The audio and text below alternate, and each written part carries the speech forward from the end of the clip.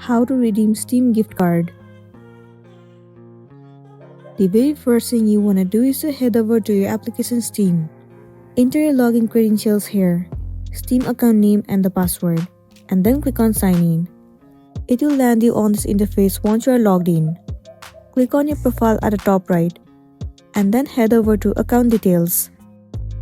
Once you are in here, click on add funds to your Steam wallet, and then click on redeem a Steam wallet code. In this page you can see it says enter your Steam wallet code to add refund to your Steam wallet. So enter the code of the gift card you have it, and then click on continue. It will redirect you to this page.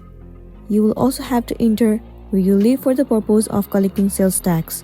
So enter your street address, city, state, your country and the zip code. Once you are done, click on save. And there you go, you have redeemed the gift card successfully. Certain amount of money will be added to your Steam wallet.